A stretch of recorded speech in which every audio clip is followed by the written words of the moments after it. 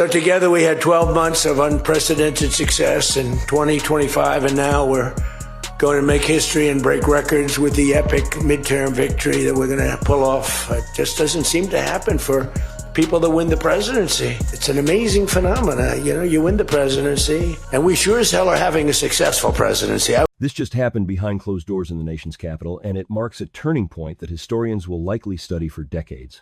Late last night, information began to surface regarding a series of high-level secretive meetings taking place within the legislative offices of the United States Congress. These are not the public hearings you see on television, and they are not the loud arguments you hear on the floor of the House. This is something much quieter and infinitely more dangerous for the current administration. For the first time in modern history, a coordinated bipartisan infrastructure is being assembled with the specific singular goal of ending a presidency before its term naturally concludes. And vote counts already being calculated. And here's the part that should terrify Trump. Multiple sources suggest this isn't coming from the usual progressive firebrands making noise for their base. This is reportedly coming from establishment Democrats who've been quietly building consensus and lining up votes while Trump's been distracted by everything else. The machinery is being... This goes beyond political posturing or standard opposition research. We are witnessing the activation of the government's emergency braking system. The stakes here could not be higher. We are no longer talking about a simple political disagreement or a stalled legislative agenda. We are talking about a potential constitutional rupture that could pit the legislative branch directly against the executive branch in a battle for institutional survival. If the reports coming out of these meetings are accurate, the machinery being built right now is designed to bypass the usual months of deliberation and move directly to removal proceedings the moment the political winds shift. This is a plan for a rapid, decisive end to the current power structure, and the people involved are reportedly deadly serious. What is happening right now in Washington is the quiet preparation for a historic collision that could shatter the norms of American governance. We need to look very closely at what is happening inside these congressional working groups because the details are specific and they are alarming for the White House. While the president is publicly celebrating what he calls a year of unprecedented success and predicting a massive victory in the upcoming midterm elections, the reality inside the Capitol is telling a completely different story. Lawmakers are not just talking about investigations. They are not just planning symbolic votes to make a point. They are quietly drafting the actual articles and procedural frameworks to remove Donald Trump from office. This is happening right now. The timeline is being drawn up, and the vote counts are already being calculated in private rooms where no cameras are allowed. It is crucial to understand who is driving this. Usually when you hear about impeachment or removal, it comes from the loud, progressive wing of the party that is always asking for aggressive action. That is not what is happening here. Sources indicate that this effort is being led by the establishment figures, the quiet architects of congressional power, who rarely make noise unless they intend to strike. These are the lawmakers who understand the rules of the Senate and the House better than anyone else. They have been watching the president's actions, and while he has been distracted by rallies and public feuds, they have been building a consensus. They are assembling a legal and procedural weapon that Trump might not even see until it is already unlocked and aimed directly at his administration. The strategy being developed is unlike anything we have seen in previous presidencies. In the past, impeachment was a reactive process. Something bad would happen, Congress would investigate for months, and then eventually they might vote. This new strategy is entirely different. It is preemptive. The plan is to build the entire infrastructure of removal before they even have the majority power to use it. They are creating the playbooks, the legal arguments, and the schedules now. The idea is that if the Democrats take control of the House after the 2026 midterms, they will not waste time opening an investigation. They will simply activate the machine they are building today. They could move from a new majority to a removal vote in a matter of weeks, not months. This is a level of strategic planning that implies a deep systemic fear of the current administration's trajectory. These working groups are reportedly consulting with top constitutional scholars and parliamentary experts. They are running simulations on how to bypass the delays that usually slow down Congress. They are looking for ways to present a case that is so overwhelming and fast that it cuts through the political noise. They want to avoid the drawn-out drama that exhausts the public. Instead, they are aiming for a surgical strike on the presidency itself. There is also a very significant legal component to this planning. Some of these working groups are exploring territory that is legally uncharted. While the Constitution specifies impeachment as the primary tool for removing a president, these lawmakers are asking if there are other ways. They are looking at emergency procedures. They are asking if Congress has inherent authority to act when a president ignores court orders or engages in unauthorized military operations. Specifically, they are looking at the president's actions regarding Venezuela, his alleged defiance of federal judges, and the use of federal money to punish states that disagree with him politically. They are building a case that these are not just bad policies, but proof that the president no longer recognizes the limits of his power. The argument they are preparing is that when a president refuses to be bound by the courts or the law, the Congress has a duty to remove him that goes beyond politics. They are looking at the accumulation of these actions, the pattern of behavior. They believe that if they can prove the president is an ongoing threat to the constitutional order, they can convince even reluctant senators that removal is necessary to save the system. This brings us to the most critical part of their preparation, the math. Removal requires a 2/3 vote in the Senate. That is 67 senators. Right now, the Democrats do not have those numbers, and they are unlikely to get them purely through an election. However, sources say that these strategists are not trying to flip every Republican. They are looking for a specific number, 10 or 12 senators.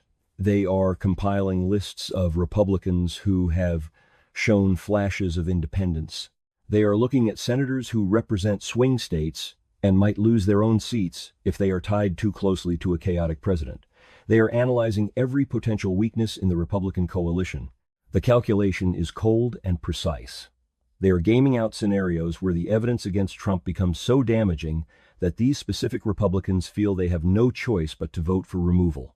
They are asking what kind of revelation would be needed to change the political calculus from "I cannot vote against Trump" to "I cannot survive if I vote for him." This suggests that the people planning this believe there is more evidence out there.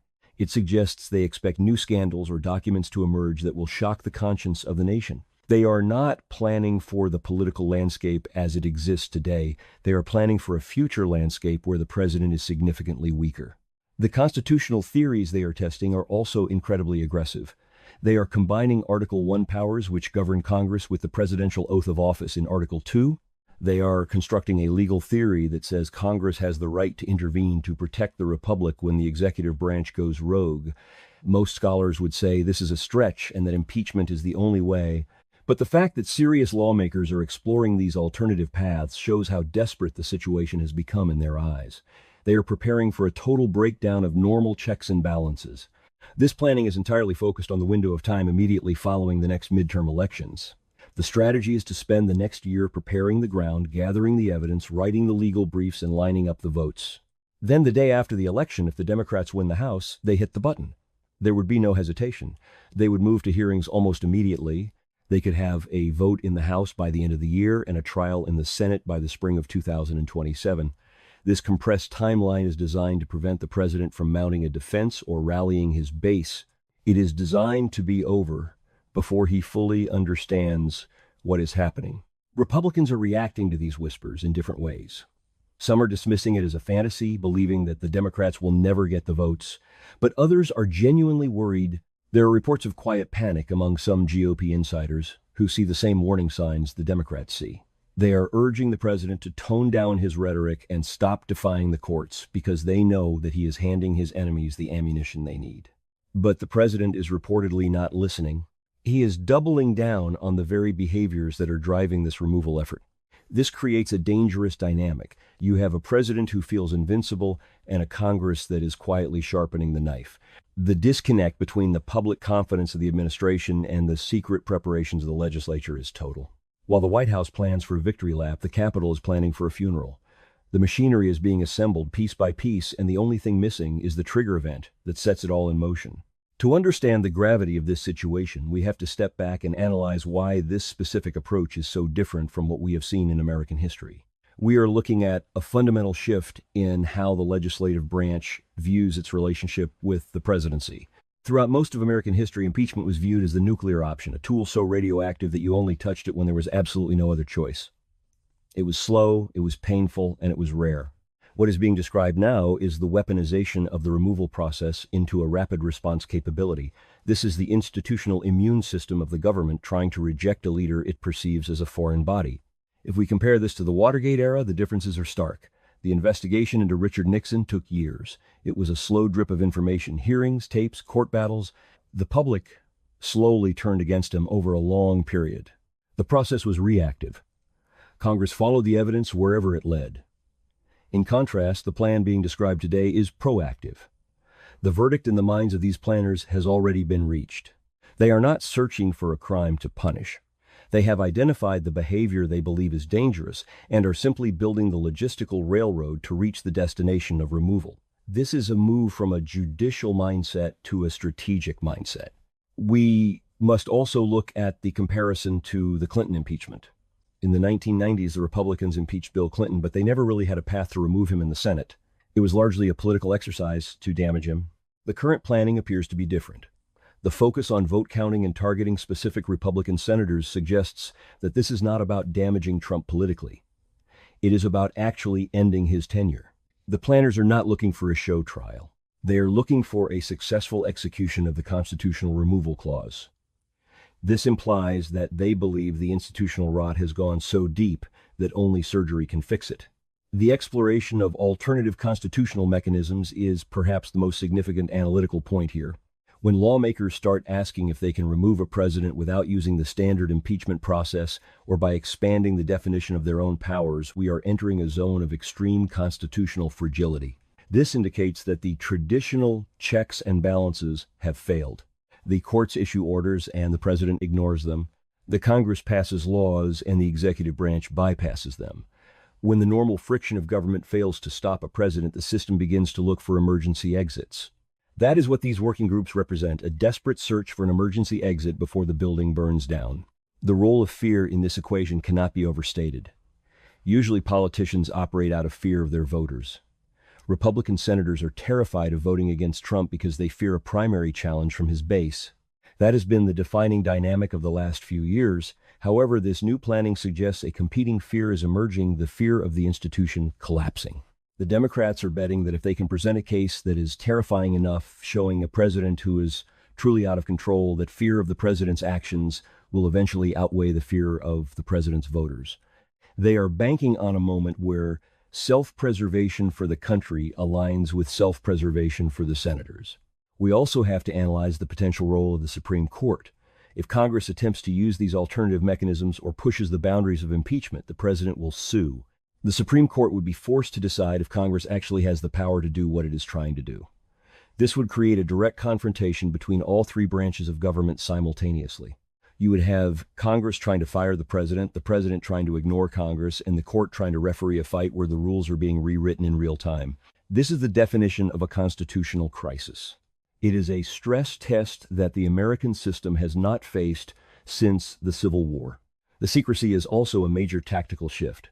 By keeping this quiet, by using working groups instead of television cameras, the establishment is trying to deny Trump the oxygen he needs. Trump thrives on public conflict. He wins when he can turn a fight into a reality TV show. By boring him to death with procedural planning behind closed doors, his opponents are trying to deny him a battlefield. They are trying to make the removal process technical, legal, and inevitable rather than emotional and political. They want to present him with a fait accompli, a completed trap, rather than a fight he can spin to his advantage.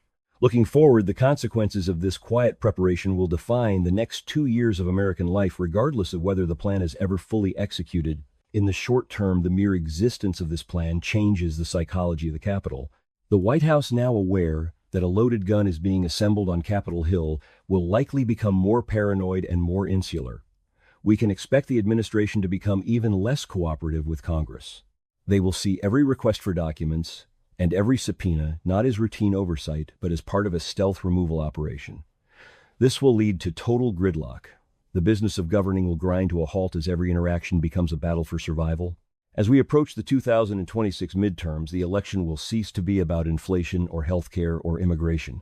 It will become a singular referendum on the presidency itself.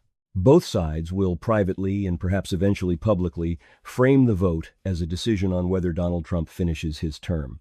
If the Republicans hold the House, the removal plan dies in the drawer. The documents will be shredded and the working groups will disband. Trump will claim total vindication and will likely feel empowered to act with even fewer constraints for the remainder of his time in office. A surviving president is often a bolder president. However, if the Democrats win the House, we must prepare for a period of extreme instability. The timeline suggests that the chaos would begin immediately in November 2026. The lame duck session would be consumed by the transition to a war footing. By January 2027, the country would be plunged into proceedings that would suck the air out of every other issue.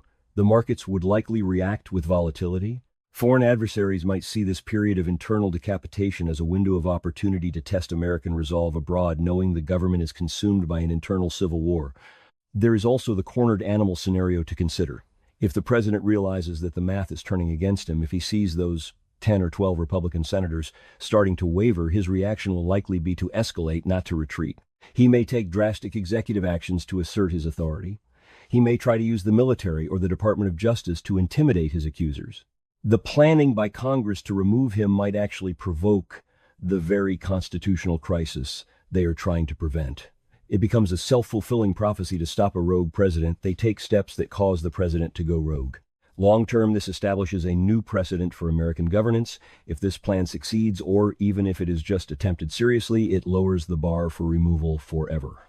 It signals that the presidency is no longer a guaranteed 4-year contract, but a revocable license that can be pulled by a determined legislature with a good plan. It moves the United States closer to a parliamentary system where a leader can be toppled by a vote of no confidence. Whether that is a correction of a broken system or the destruction of a stable one depends on your point of view, but it is undeniably a transformation of the office. The machinery is built. The architects are waiting.